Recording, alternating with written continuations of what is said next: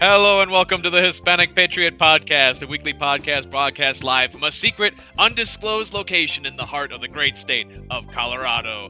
Here we speak the truth, the whole truth, and nothing but the truth, so help us God. Thank you for joining us on this first show of 2025. My name is Nicholas Razo, and without further ado, I present to you all our fearless patron, Hugo Chavez. Ray, give it up for the Hispanic Patriot Podcast.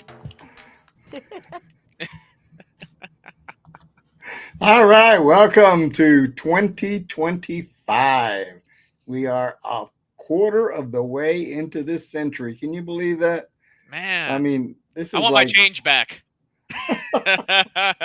This is, as Nick mentioned, this is our first show of the new year. We had a message last week. I hope you guys were able to catch it. But we got a lot of things going on here in the new year.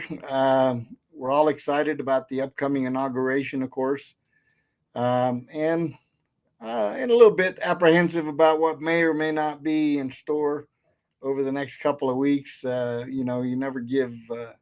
I never. What do you call it? Never disengage from what the left might be up to and what they might be planning. So today we're going to begin, of course, with some somber news. Everybody's aware that on New Year's Day we had a horrific attack by a coward who plowed down some people in New Orleans with his truck, with his rented truck. He was armed to the teeth, and when confronted at the end of his rampage, he basically had a shootout with law enforcement and obviously lost that battle. But it was probably a case of suicide by cop, in my opinion. I don't think he had any intention of prevailing over law enforcement when he came out shooting. He didn't look like a guy with a plan. Nah, I mean, he was pretty much done, but it was just such a... I didn't hear about it because it happened like at 3-something in the morning. So I didn't hear about it till the morning that I woke up to watch some college football. And they said the Sugar Bowl had been postponed for one day because of the attack. And then they locked down the Superdome, and, they were looking for IEDs all over the city. And I mean, because you never know with that kind of thing. You really don't. No. So let's do a little bit of a news here on that particular issue, and we'll talk about it after that.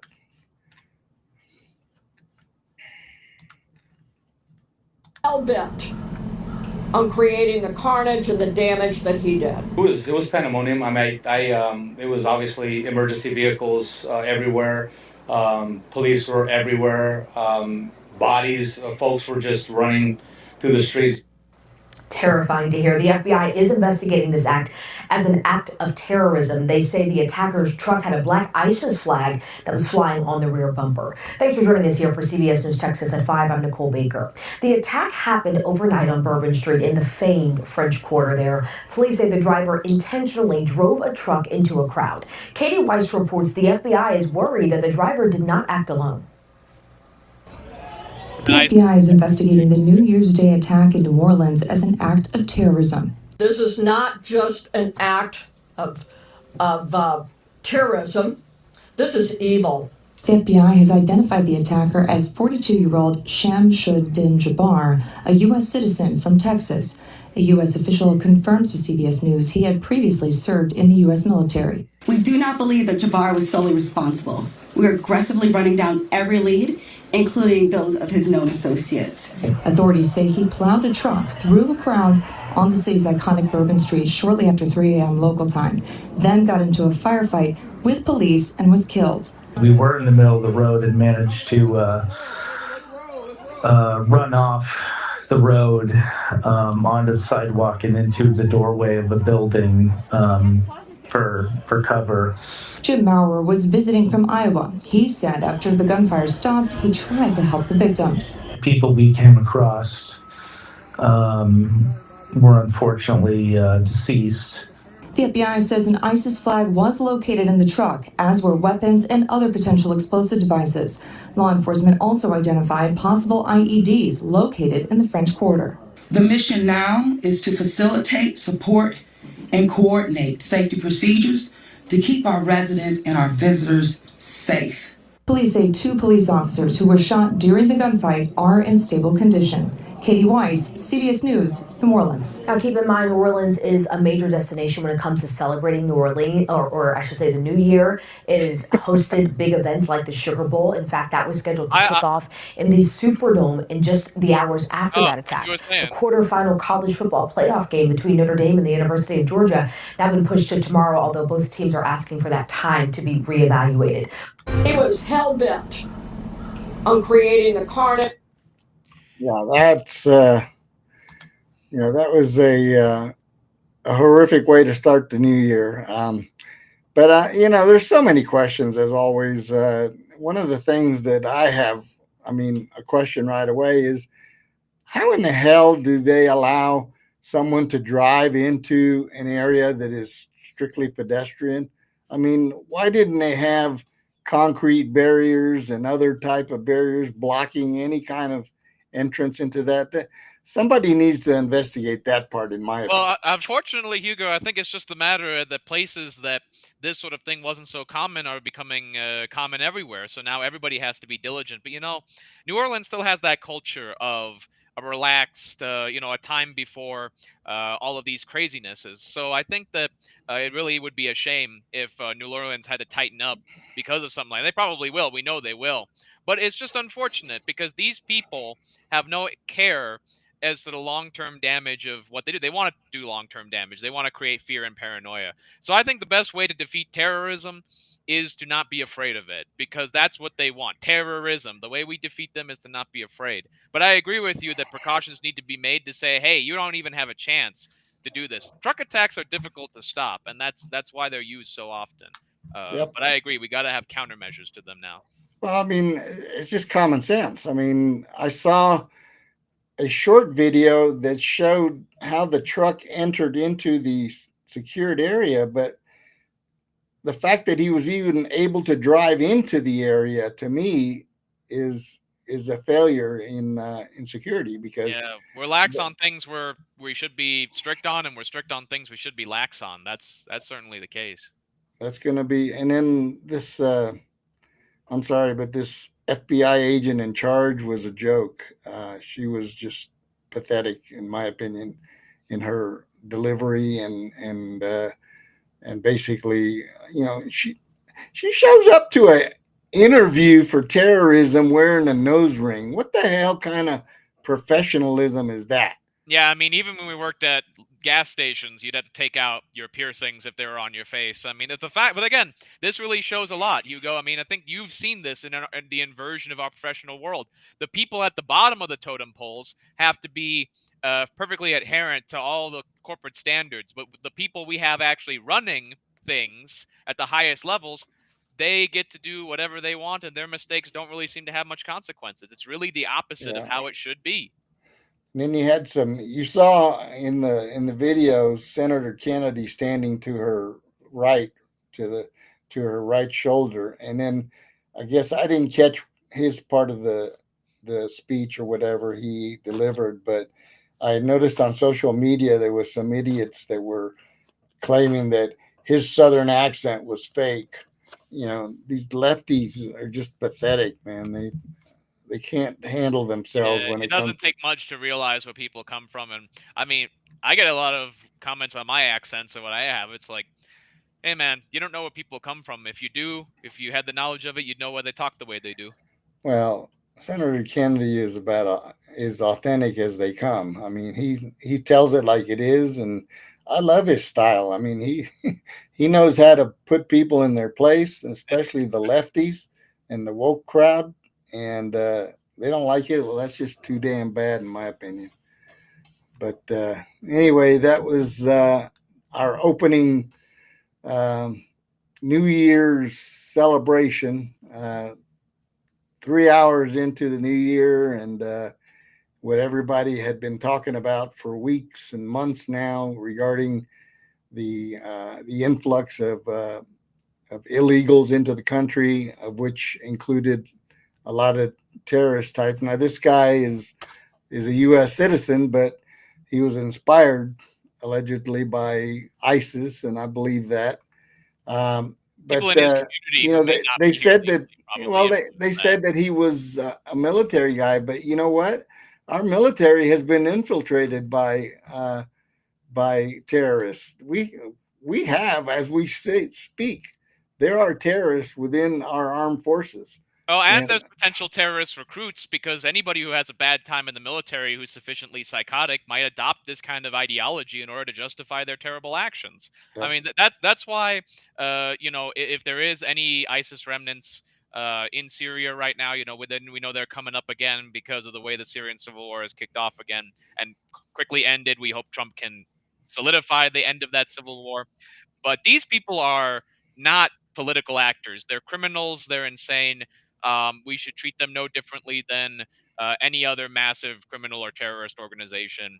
And I think Trump will. And I think we'll see a lot less of this because people gravitate to strength. Osama bin Laden said, "My people, when they see a weak horse or a strong horse, they gravitate to the strong horse." When ISIS, Yep. these kind of terrorists aren't the strong horses anymore, people will not have these copycat attacks anymore.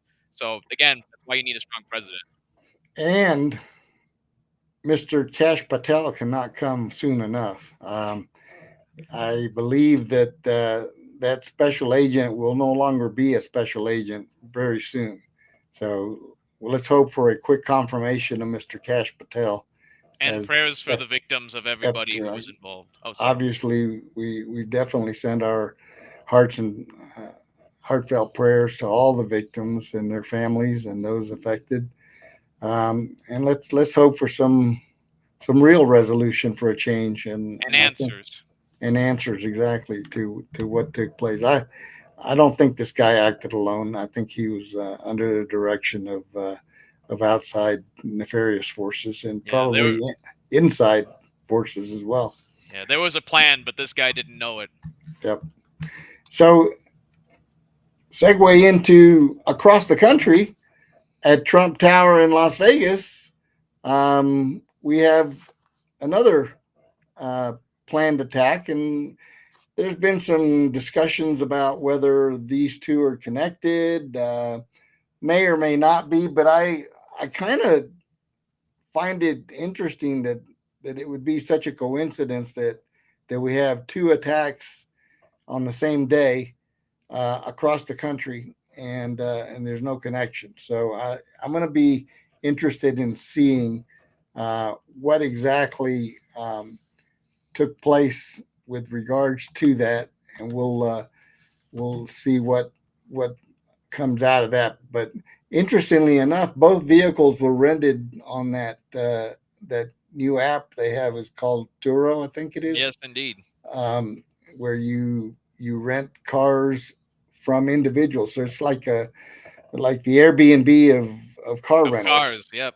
And both of these were rented by people on those platforms. So I'm anticipating those platforms are probably going to get regulated very soon. Oh, you can bet that there's some things coming on. Let's listen in on, especially when you use it to bomb the next coming president. That's not going to help. Yep. So let's listen in on the report for the new developments right now on the Tesla Cybertruck that exploded outside the Trump Hotel in Las Vegas. Fox can confirm that authorities are investigating the blast as a potential act of terror. There's no indication at this time that it is related to New Orleans. Now, Fox News correspondent Marianne Rafferty with the breaking new details on this stunning story. Marianne? Yeah, Brian, stunning. Good way to put it. Just a few hours after that deadly terrorist attack in New Orleans, the Tesla Cybertruck exploded and caught fire outside the Trump Towers in Las Vegas. This just in from Elon Musk, who posted on X, quote, "We have now confirmed that the explosion was caused by very large fireworks and or a bomb carried in the bed of the rented Cybertruck and is unrelated to the vehicle itself. All vehicle telemetry was positive at the time of the explosion." Sheriff Kevin McMahill has not confirmed those details yet, only saying that the truck exploded in front of the Trump building just before 9 o'clock this morning. Now they did say the guy shot himself before the explosion, so it was something of a timer, I guess, in play. So we're pretty sure that one death is the guy who put the truck up, from what we understand right Please now. stay away from the area for right now because we don't know what we don't know. We've had to evacuate We don't know what we don't know. The vast I often majority of know the what I people that don't were know. staying in the hotel Thank you. have moved over to the resorts world. Now, law enforcement is investigating a number of leads, but didn't have many specific details to share right now. Mayor Rafferty, thank you for that. I was at that hotel a couple of years ago when we were in Vegas. Was it nice? Oh, yeah. Report, appreciate it. We're going to bring in Jonathan Gilliam again, former FBI special agent on this. Jonathan, what do you make of what we're seeing there in Las Vegas with this explosion, this fire right outside of the Trump Hotel? Well, as soon as I started seeing some of the videos of this explosion, because there's actually videos of the explosion, and then there's videos from inside the hotel while the vehicle is burning, you're hearing fireworks go off. And the explosion was not typical for lithium-ion batteries. They typically burn at a rapid rate, but it's not typically an explosion like you would see. It would be more of a fire. And also the color is different. So what we're seeing here is not typical from what I know about lithium-ion batteries is not typical. So I would agree that appears to be an explosive that was put into the vehicle or it was fireworks that somehow went off. The interesting thing, though, is that the individual was in the truck when they went off. So whatever it was, if it was an accident, he was killed. But if it was a bombing, it was a suicide bombing. But I find it very peculiar that this happened the same exact day as what happened in New Orleans. I know they don't have the information to connect those at this time, but it's very interesting. Also, what I'm seeing is the fact that this is a Tesla that's connected to Elon Musk and the Trump Towers. And now that points in a certain political direction. The message is pretty clear there. I mean, that you can't arrive at any other conclusion. It's the two most hated people for the left right now, Elon Musk and Trump. The Trump Hotel and the Tesla. So, what do you think is going to be? Navigate through the smoke, then eventually to land. And that passenger's name is Matt Ganella. Okay, so that's the other event, shall we call it, that took place on New Year's Day. A big question that was brought up actually was that how do you find a person's passport and ID in a burned out vehicle? And it does look like fireworks. I saw the videos. I mean, the way everything's flying around, no military-grade explosive or like homemade chemical explosive is going to look exactly like fireworks. It was fireworks. No, it was fireworks because they showed. You saw the video as well, so you know. I think they said that they had video of the guy buying the fireworks at a store. Well, that shows that this is a one-way trip for him then. Oh yeah, this was definitely. And then I think it was this morning, somebody said that his wife had announced that she was leaving him, and so I don't know that he wanted to go out with a bang, Yeah. I mean, but it said, and I Hugo, actually, you could tell everybody this. I texted you very early in the year and asked you, does it feel like a lot of people are going crazy? They're just losing their minds is the first thing they do in the new year. I really do feel like that is very much the case. People clearly are choosing this time to. I'm praying. I'm praying that we're not going to have some incidents leading up to this inauguration because, I'm just hoping against hope because I don't think that we've seen the last of this type of activity. And thanks to Biden and his regime letting all these people in. And out of jail, as we'll talk about later. And out of jail, yes, absolutely. But and then he sent What else? He sent a dozen terrorists from Guantanamo back to the Middle East. Come on, man.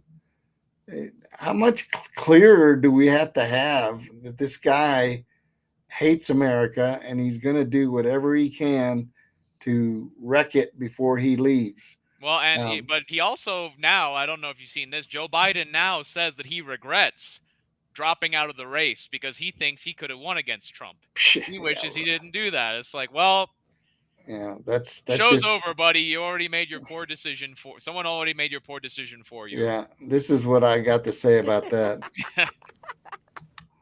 Give me a break.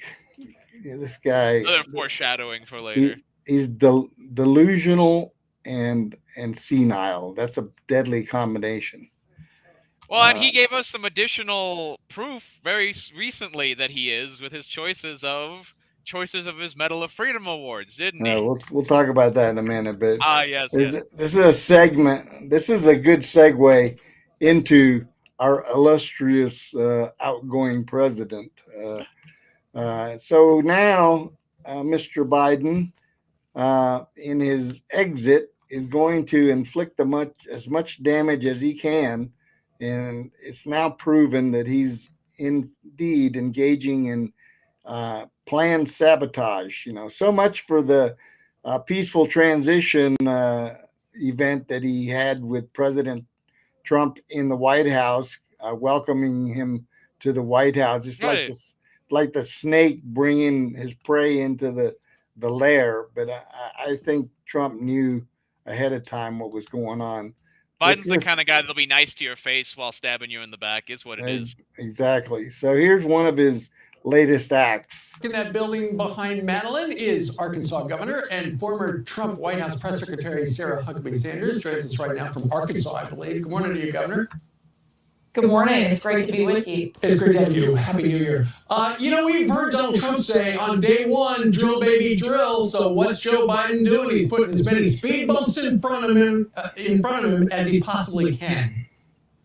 Thank goodness Joe Biden didn't have this much ability during the previous 4 years as he has had since Donald Trump won in November. He has been trying to do as many things on the way out the door as possible. And destroying everything that Donald Trump spent 4 years in office building. The good thing is we only have 4 days of this destruction administration before Donald Trump takes office again. Not only did Donald Trump make America energy independent, he made America energy dominant.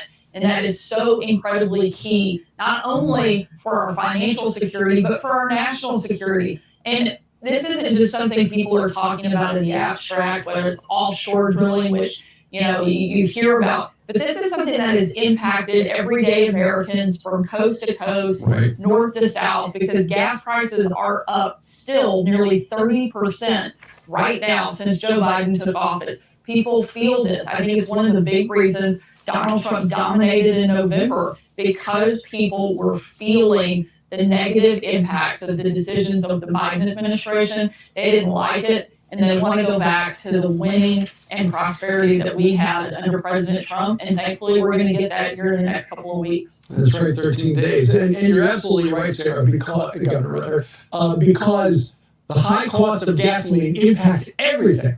Joe Biden didn't really get it. It's like, you're going to wind up driving an electric car whether you like it or not. Well, now, of course, we know that push was for naught because people just don't want to drive those cars in the kind of numbers they want. But we do know for sure, Governor, that Donald Trump will be the next president of the United States because yesterday, there in the well of the House of Representatives.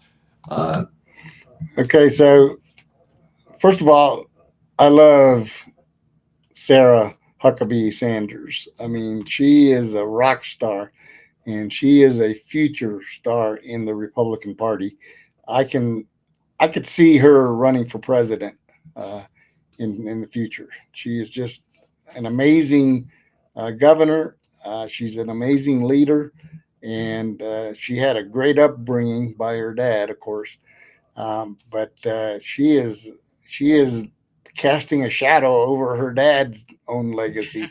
That's what you want as a parent, though. It really is. It is. I mean, that's how you want your children to be. You want them to succeed beyond Unless what. you're the Bidens or the Clintons, then you never want that to happen ever, and you sabotage them and facilitate their worst vices. You know, you could do that strategy, and then Democrats wonder why they don't have political futures. Yep. Yep. Absolutely. But yeah, Joe Biden's basically trying to do everything to make sure that Trump has a big, ugly mess to clean up when he first gets there. You know, it's funny how January 6th they want to talk about it, and the anniversary of it came by recently. And with a whimper, because, you know, it basically is a nothing burger of what happened, as admitted to by many Democrat pundits.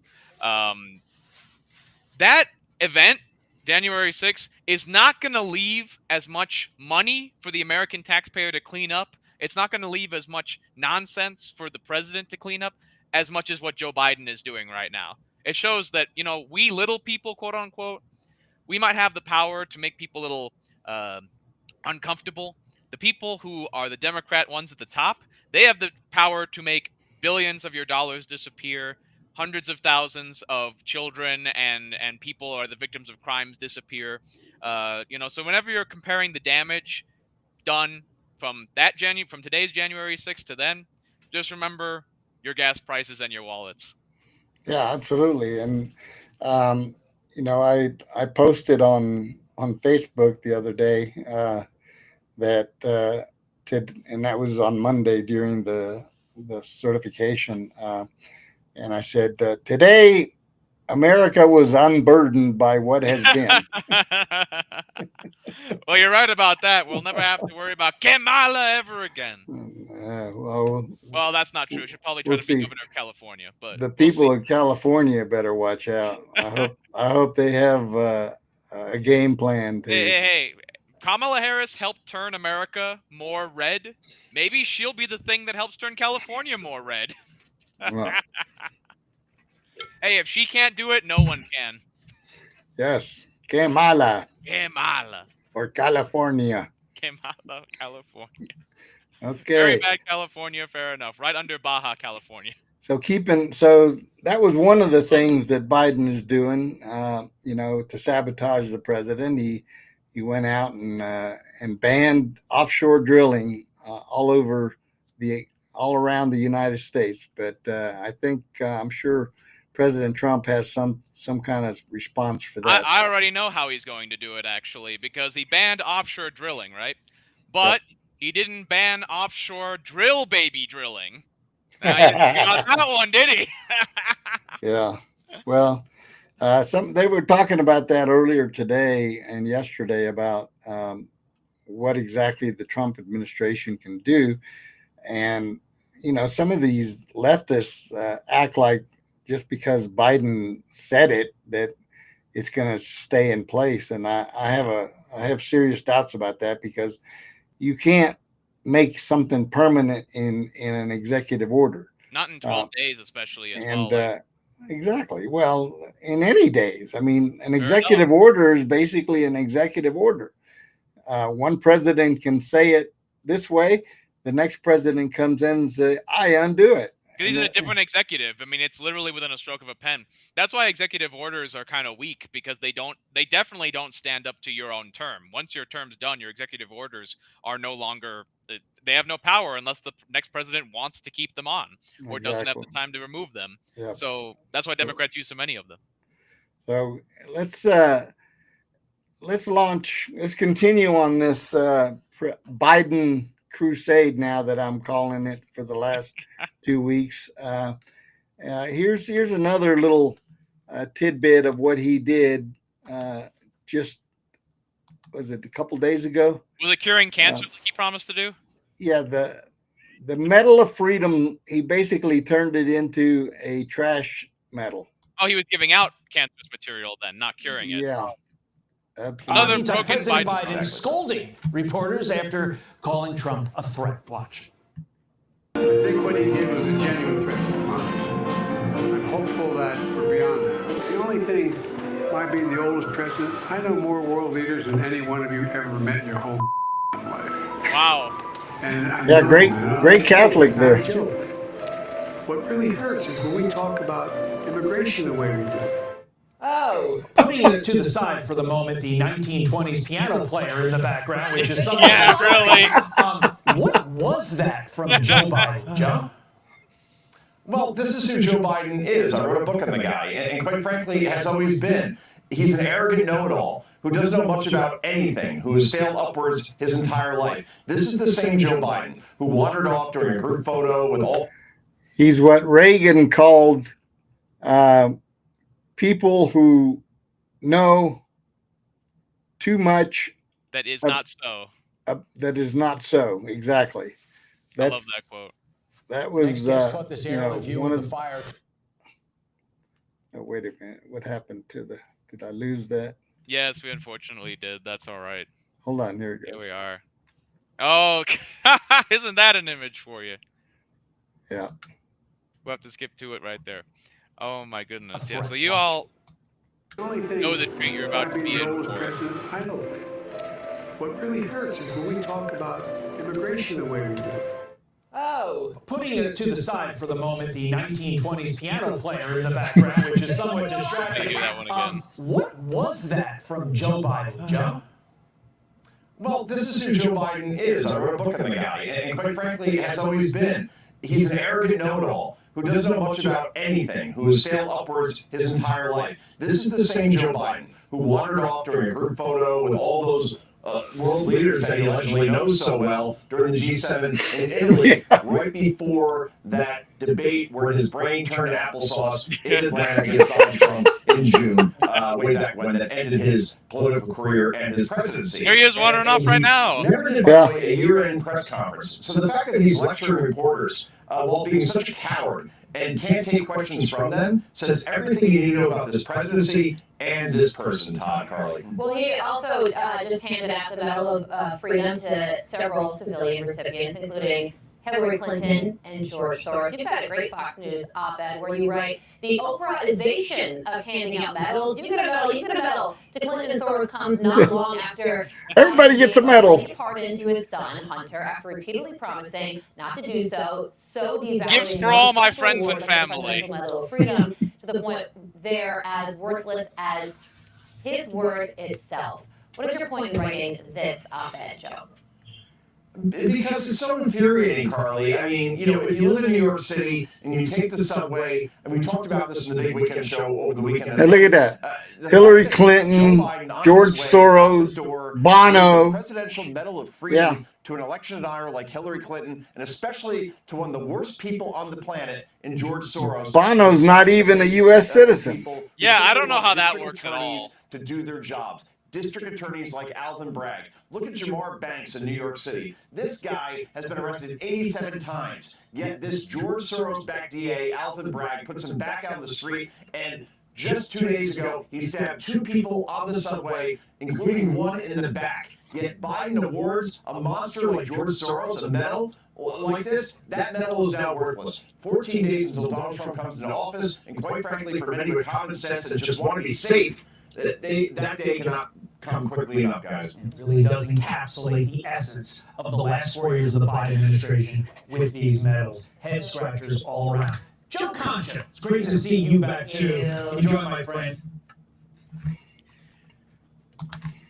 Yeah, I actually have, because I want to say some of these people, I think they're very... Elite is always prepared. They have their system.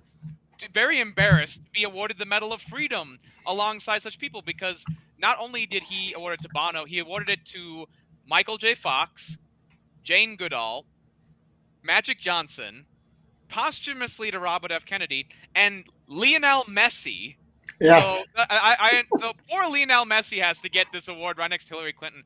And Bill Nye the Science Guy. How do you Bill Nye the Science Guy, yeah. How do you justify that? It's just a collection of... Well, it just goes to show that he has absolutely no compunction with bastardizing real medals and real awards in America. Now he has trashed that. So I mean, what I really love though is that he had to give Bill Nye the Science Guy the Presidential Medal of Freedom because he couldn't give them the equivalent award for scientific achievement. So that's kind of funny. Because watching him as a kid growing up and then seeing what he turned into, it's like, that explains a lot of childhood millennial experience that has led to a shift to the right. Yep. That's the best way to explain that. But gosh darn, Hugo, Matt, look at this. Like Hillary Clinton and George Soros. And we have one more Biden planned disaster coming up. And this is only one, thank God. Well, that we know of right now, but he is basically now threatening to pardon preemptively certain people that may be prosecuted. One of those crowns I have here fell. I put some like kind of a cement. On the right. There you go. And President Biden, meanwhile, is under fire for some of the recipients of his massive grants of clemency last week. Among them, a disgraced Pennsylvania judge, a Ponzi schemer, and a man caught with a trove of child pornography. And the president is hinting at more commutations to come. Right now, we're going to bring in Congressman James Comer, and we want to talk more about this now. Congressman, thank you for joining us. So, first of all, what issue do you have with President Biden's his pardons, and what's unusual about them? Well, it's unusual to pardon your son for a blanket pardon that would extend for over a decade. That's an admission of guilt, and I think our Biden family influence peddling investigation proved that. But everyone in that investigation was focused on Hunter Biden, when in fact Jim Biden was an equal partner. And we also subpoenaed Jim Biden's bank records. We found lots of questionable transactions and wires and loans where when we brought Jim Biden in for a transcribed interview, he didn't have loan documentation. He admitted he'd never paid a penny interest or principal back on them. And we asked then if these transactions were in exchange for future pardons, because everyone that was wiring Jim Biden money was in some type of trouble. And that's the thing about the Biden family. The people that sent the Biden's money were all in... Correction, the Biden crime family. Nike, 808 FIDO freelancers have... Sorry, folks. The technician is having technical difficulties here. Fox One of those crowns I have here fell. I put some like kind of a... And President Biden, meanwhile, is under fire for some of the recipients of his...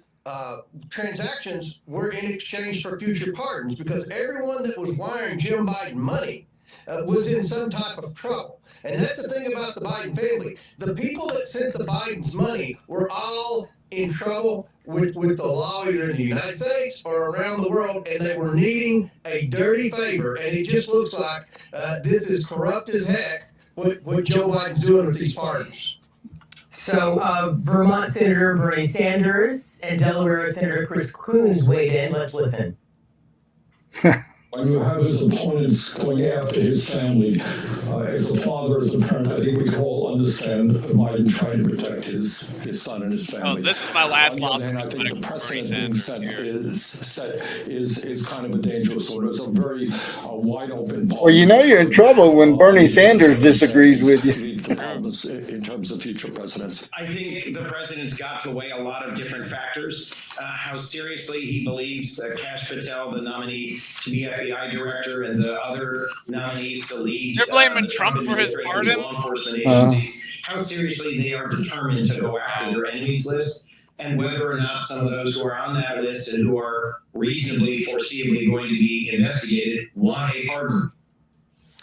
So do you worry these pardons might skew the precedent for presidential pardons? And what are your thoughts on the FBI going after an enemies list? Well, I think the media has got it wrong about the FBI. First of all, this isn't retribution. This is accountability. The FBI has been wrong about so many things with respect to Republicans, with respect to conservatives. It goes back to censoring conservatives and the FBI trying to manufacture the fake Steele dossier, which said falsely that Trump was colluding with Russia. The FBI has lost all credibility. And Understood, sir. What do you think? What are your thoughts about the FBI going after an enemies list currently? Well, I think the FBI is wrong. I think the FBI has abused its power. I think Kash Patel's the right guy, and I don't believe that Joe Biden rather, is finished pardoning. I think he's going to continue to do things to try to cover up the deep state abuses led by the FBI. And I think the American people need to pay very close attention to every single person that Joe Biden's pardoning and follow the money. Because, again, the money that this family's taken in from bad people around the world, and of course, Joe Biden's going to pardon people that probably need a pardon, that were, put in prison for excessive drug-related charges. But at the end of the day, he's sprinkling in bad people that have no business getting a pardon. He has abused the pardon process, and I hope Congress will reform the pardon process because of Joe Biden's abuses. All right. Well, of course, we don't have anybody from the Biden administration here, so we'll let your comments stand. But I want to move on here. Of course, you're a member of the House Oversight and Accountability Committee, the chair, in fact. You're also a member of the AOC fan club, and I understand, and besides believing that you will have a good working relationship, what leadership qualities would make Alexandria Ocasio-Cortez an effective oversight ranking member? Yeah, well, I think that if you look at the current leadership with the Oversight Committee on the Democrat side, they've had Jamie Raskin leading them. So the Democrats have nowhere to go but up. Jamie Raskin has been wrong. He's had. So then how will AOC make you go up or make the Democrats go up? Yeah, well, she's better spoken. Look, I think that the Democrats are turning. Okay, that's enough of that. The Chinese have a saying when they don't know how to compliment a woman, says she has nice handwriting. That's kind of what he was doing there. But yeah, I have a question though. So the Presidential Medal of Freedom, before we move off of it, is supposed to be awarded, for those who don't know, for contribution to world peace, national security, or public endeavors. What world peace and national security did Hillary Clinton bring to our country in any capacity? I know that she brought multiple Americans to their deaths in Benghazi, so shout out to Mr. We had one of the heroes of Benghazi on our show a while back, our good friend Teague, and he gave us some insight. Twitter too. Yeah, I mean, John Teague is Teagan. He goes by Teague, but this information that how he felt when he saw that woman get that award. Oh, I've been meaning to reach out to him now that I want to get his input onto that one, because that is just a slap in the face to all of the heroes of Benghazi. And to those who lost their life. I mean, like I was telling you earlier before the show, you got one traitor awarding a Medal of Freedom to the other traitor. It's like the Obama Medal of Freedom, award meme that everybody enjoys. Because of course we all remember Obama getting Joe that award. And it's nowhere near comparable. But Americans died on that day. Also, my interest in the diplomatic career died that day, because I knew that if I made enough enemies in the diplomatic service, I could just be sent somewhere to die, and that we had an apparatus that didn't have respect for the diplomatic services that Hillary Clinton was in charge of. She didn't care about the people who she was the direct boss of the people who died, some of the people who died at the very least. So it's very, very sad for me personally, but nowhere near as emotional as for those who were there fighting to the death and to their very lives. So we want to give a big shout out to everybody who was there on earth and in heaven. We remember you always. Yeah, this it's a disgrace. That's all I can say. I mean, I have to watch my words here, but I can tell you this: I have very strong feelings about that particular award. And even George Soros too. I mean, most charitable, this man is a divisively impactful figure in the world, banned in several countries, in several EU member countries, who broke the British Bank, caused misery for millions of people for the sake of profit, and sold out members of his own people during the Holocaust. Admittedly, He funds ideological social engineering. He doesn't fund politics, especially not in the U.S. I have no idea what he did to deserve this award, unless he did things that we don't know about. He's a heavy donor to the left, and that is true. That's the official reason why they gave it to him. But then why didn't they give it to him before? It would be a good question. Why is Joe Biden the one? I guess the dirtiest hands have to feed the dirtiest hands, right? We all know what Biden's motives are. He's basically sticking his thumb in the eye of America. That's true. For the results of this election, and he's going to do everything he can on his way out. He knows his legacy is toast, and he's already got the award for the worst president in American history, and Kamala is the worst vice president in American history. So, and the worst presidential candidate in American history, possibly, but we'll leave that one for future historians. Well, the worst presidential ticket of a major party, right. Kamala and Tampon Tim. Yeah. Okay. The history will not be kind on these people, and people will realize what a clown show the left put up in this election. Very true. But the American people saw through it, thank God, and we have President Trump coming into office. So with a bang too, with strength before he even takes office. And a good segue into our next segment, because as we know, on January 20th, we do have the new administration coming in.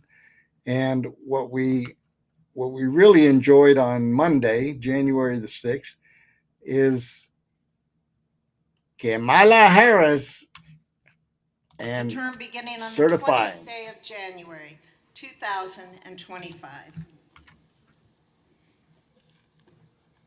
The state of the vote for the President of the United States, as delivered to the President of the Senate, is as follows.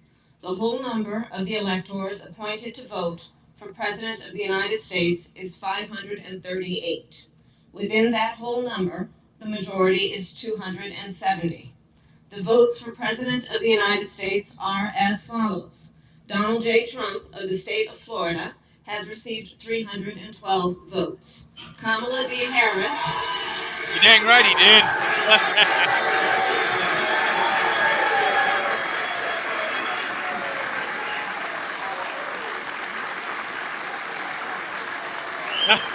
We couldn't look on anymore.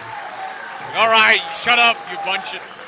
Kamala D. Harris of the state of California has received 226 votes. I love how one crowd sounds like audibly more masculine than the other.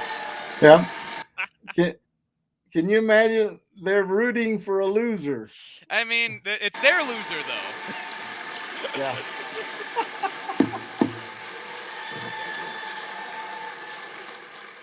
The whole number of electors appointed to vote for Vice President of the United States is 538. Within that whole number, a majority is 270. The votes for Vice President of the United States are as follows. Okay. We're repeating ourselves now, but that was fun. I watched that live, and you enjoyed it, Hugo? Oh, I enjoyed it thoroughly. The fruits of our labors, Yep.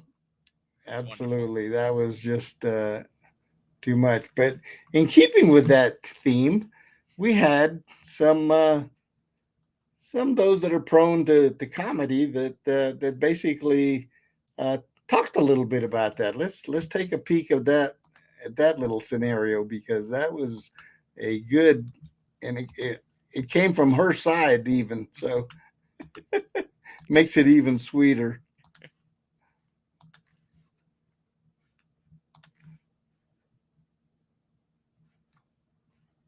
Whoop.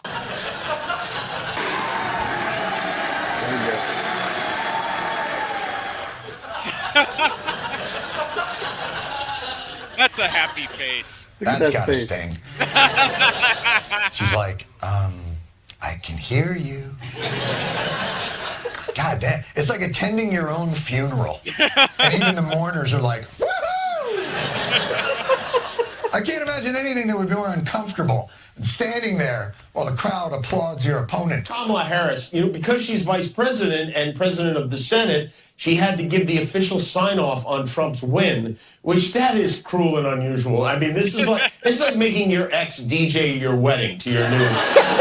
Today, Congress convened to certify the results of the presidential election, and Vice President Harris oversaw the process. Yep, Harris was like, and with that, my dry January is over.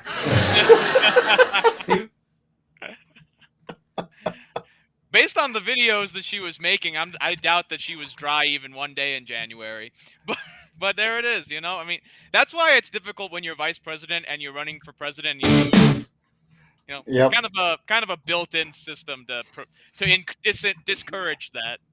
But that was hilarious, though. I mean, you got to admit that to see the looks on the faces of those people was really quite the scenario. Hey, they did it to themselves. That's all we can say. Well, they did. They did, and they called us trash and deplorables and fascist and Nazis, and guess what? Karma got them in the end. Yep. Every lie you tell incurs a debt to the truth. So now we're headed to.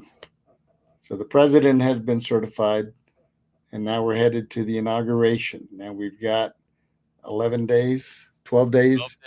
12 days. And my prayer has to be for all my friends who are going to Washington. I am not going this time around for a variety of reasons, but I'm just praying for safety. I'm praying for a peaceful event, and hopefully no nut jobs will be let anywhere near the event. I got a feeling that Washington is going to be locked down like nothing has ever been locked down before. Well, and if some trouble does happen, we've got plenty of hard hombres that we're sending over as representatives of the beautiful Hispanic community of Colorado. And I'm sure that if there's any trouble, there ain't going to be too much trouble with those guys around. And you all know who I'm talking about. Shout out and hoorah. Yep. I want to mention real quick, of course, that we have our fellow Americans in Southern California going through the wildfires, and so our hearts and prayers are with those affected. The only thing I can say about that, and we can thank the environmentalists for this nonsense that continues to happen every single year, and until we get some common sense holding on to what we need to do to prevent these types of events, then we're going to continue to have these every year. So hopefully the new administration is going to address this, because we can't continue to watch what's going on. No. Those Santa Ana winds down there are horrific. I've been in Southern California during that time, and those Santa Ana winds are no joke. No. And like you said, and maybe we'll win some California votes by putting some attention there, because that's a serious problem that they've always had. So yeah, shout out to everyone that we know down there. So now we have some big moves that Trump was making.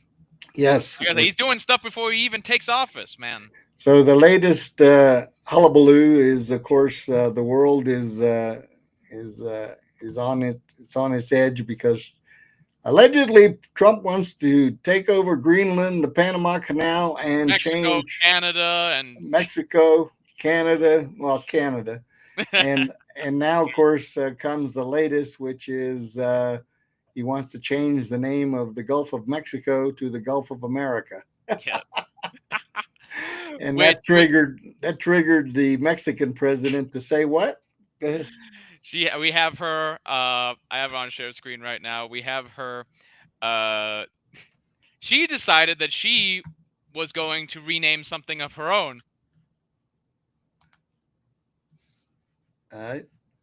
Es reconocido el nombre por Naciones Unidas, un organismo de Naciones Unidas, pero el siguiente, ¿por qué no le llamamos América Mexicana? Se oye bonito, ¿no? ¿Verdad que sí? Desde 1607, la Constitución de Apatzingán era de América Mexicana. Entonces, vamos a llamarle América. Now, I want to make something very clear because I've had a lot. You have to understand, Hugo, being Mexican myself, I've had a lot of comments and uproar about this being offensive, this being, something that will make Mexicans up in arms. What nationalism does is it lets you have fun. Mexico gets to have fun. The United States gets to have fun. Because when you're proud of your country and you do stuff like this, whether it's Mexico calling the Southwest Mexican America or Donald Trump calling the Gulf of Mexico Gulf of America, it's all the same. This entire continent is America, which includes Mexico. Exactly. And yes, that area of that part of We Mexico. have North America, Central America, and South America. Exactly. So the entire hemisphere is America. When we say we are Americans, people who are Mexicans, Peruvians, Argentinians, all these people get to say that with us because we are one big, beautiful continent. And I think that's what Donald Trump is doing. You got to think about the future, guys. Think about what Donald Trump is doing for the future. He's setting up America to be the center, the head of this whole continent, not just the, kind of big brother that looks out for everybody. So hemisphere. very, very fun. It's Pardon? the hemisphere. It's the hemisphere. Yeah, exactly. The hemisphere, yes. We have because it's not just the continent. We have two continents. I don't know. Central America considered a continent? I don't think so. No, it's just North and South America. Yeah. So basically, the Western Hemisphere is America. Yes. North, Central, and South. And that includes Canada, that includes Mexico, that includes all the Central American countries, and all of South America. So, and on most maps, it includes Greenland, which is also in the news. Please, Hugo, finish. Yeah, well, that was the one thing I wanted to talk about because the world leaders have reacted to President Trump's desire to acquire Greenland. And let's listen in on what some of these clowns in Europe had decided to say. To dialogue on cooperation with the United States after President-elect Trump said he wouldn't rule out the use of military force to gain control of Greenland. Donald Trump's remarks came during that press conference yesterday where he claimed Greenland's status as self-governing territory of Denmark was, quote, open to question. Well, speaking in the last hour, the US Secretary of State said the idea expressed about Greenland is not a good one and it's not going to happen. I think one of the basic propositions we brought to our work over the last 4 years. Let's bring on our own clown. We're stronger. Yeah, he's done we're so more well. effective. We get better results when we're working closely with our allies, not saying or doing things that may alienate them. Having said that, it's the idea expressed about Greenland is obviously not a good one, but maybe more important, it's obviously one that's not going to happen. So we probably shouldn't waste a lot of time talking about it.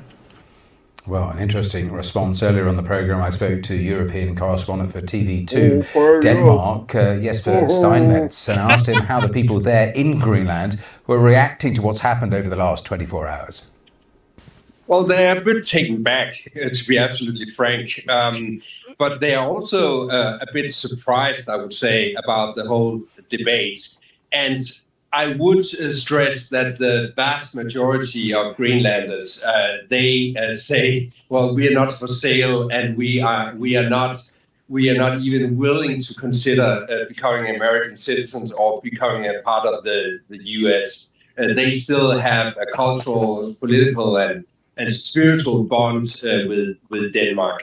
So that's not a debate at all. Yeah. But there's definitely a minority, like Iceland, and we saw that yesterday when Donald Trump Jr. visited here in Nuuk. There is a minority who think that it could be fascinating and maybe also strengthen the defense of Greenland if the U.S. played a bigger role than they do today. Yes, it is a complicated picture because there's also a strong independence movement there. But what have the official authorities there in Greenland been saying since the Trump press conference? And what have the Danish authorities said about this? Who does your hair? So clown? the Greenlandic politicians and the Greenlandic government stress and repeat what they've been saying all along. Listen, Greenland belongs to Greenlanders, and we, as citizens of this country, we are the ones to decide whether we want full independence. Why are from your Denmark citizens wearing or MAGA whether hats? we want some other solutions. It's not up to the Americans. It's not up to Denmark at all to decide that. Exactly. The Danish position, the official Danish position, is actually the same. That the future of Greenland lies here in Greenland with the Greenlanders, and if they want full independence, it's for them to vote for in a referendum. Really briefly, Donald Trump's son has been there. Who did he actually speak to? He spoke to actually some of his supporters or some of the Trump fans. And there are definitely Trump fans here in Greenland, and there are a lot of red Make America Great Again caps There you go. having been supplied by Donald Trump. Thank you. That's what I. You will get truth in European foreign media, British media. You just gotta wait. You know what I mean? They sometimes give it, depending on the BBC being generous that day. But no, this is complex, folks, and this is kind of awesome. So, Iceland used to be part of Denmark too. They stopped being part of Denmark when the United States occupied Iceland and Greenland during World War II. They said, hey, this freedom thing was kind of nice. Maybe we'd like to be independent.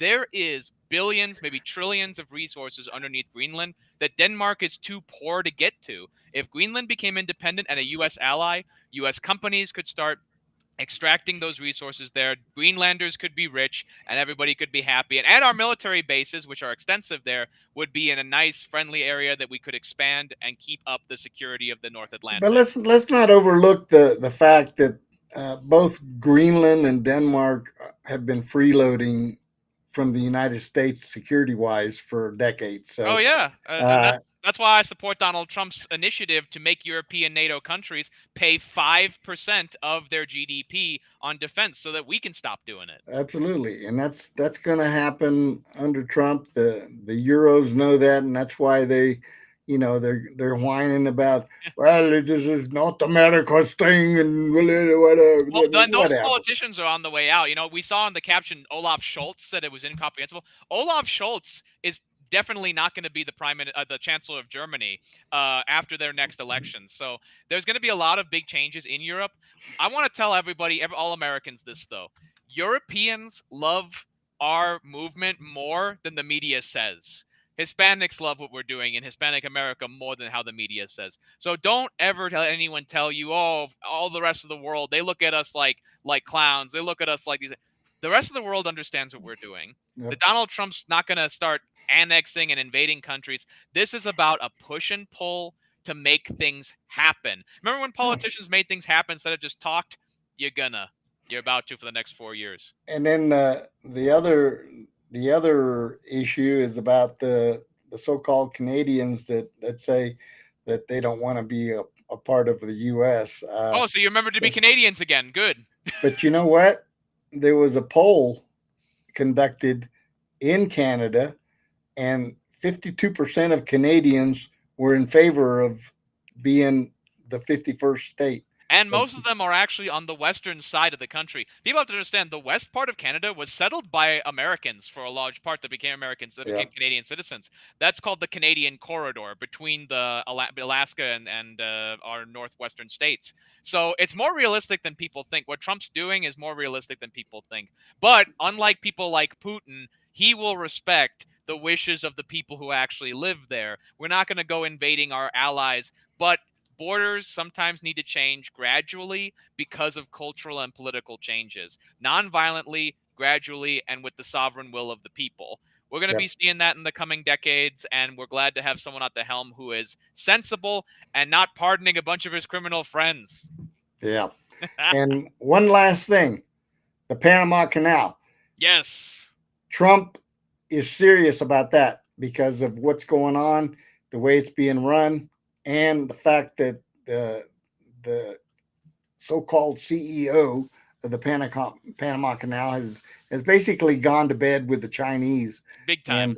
and it's not gonna sit well with Trump. So no, the Panama Canal's backed up and corrupt and needs renovation. It's the question of, look, if you're not going to take care of this world asset, Panama, the United States, the one who built it's going to have to. And a big beneficiary will be Hispanic America, where alternative trade routes will be flowing through, and hopefully that will help contribute to Hispanic America no longer being full of drugs and corruption.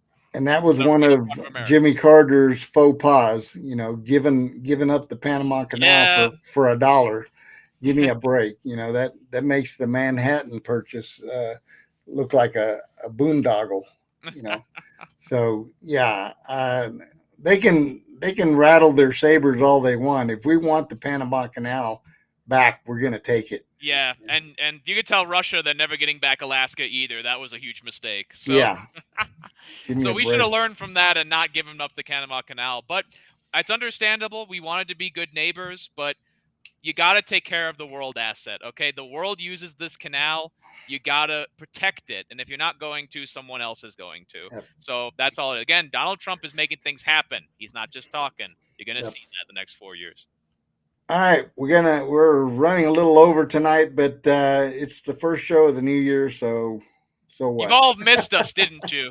You missed us. You get a little bit extra tonight. A little extra for you. We're going to close out with this news about here in Colorado. We have the Colorado GOP. The chairman has called a special meeting for January the 30th to vote on some amendments to the bylaws. And of course, the cabal, the coup crowd, as I call them, are all up in arms because they think, we should wait till the spring meeting when we have new leaders. First of all, we're not gonna. We're not gonna have new leaders if the people have anything to say about it. Now, in fairness, the chairman has not announced his candidacy, so we're not going to jump the gun there. But if I have my druthers, I would hope that he runs again along with the rest of the officers so that we can reelect them. But we'll see what takes place. But January 30th is a special Central Committee meeting. It's going to be virtual on Zoom, and we'll be reporting on that as we get on. And then we've got in February, we've got county reorganization meetings that are already scheduled. Very important. There's going to be people elected to be bonus members to the Central Committee from each of the counties. So if you're out there, if you're not involved, get involved.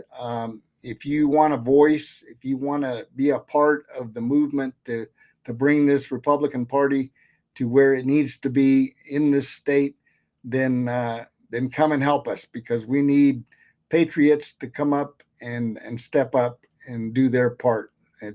It doesn't take that much of your time, but you can have a huge impact on how the party is run going forward. So exactly. If you want to run, you have to put up a notice of intention to run as a bonus member before. And January that varies, 13th. By the way, that varies by county. So yeah, you have to true. Call your county and find out what it takes. In my county, basically, there's no pre-announcement needed. You just present yourself as a candidate at the meeting, and then the people will vote. Some counties do require you to submit a form for your showing your intent to run. So make sure you check what the rules are in your county, because it could be different. So yes, indeed. So if any of you are in El Paso County, please, we invite you to the meeting. It is on February 8th, if I'm not mistaken. And I am very proud to say that yours truly will be running for bonus member. So if you like what I have presented to you guys, if you think that I could be a good voice, please come and support me. I'd really appreciate it. And to go and meet all of you. Yep.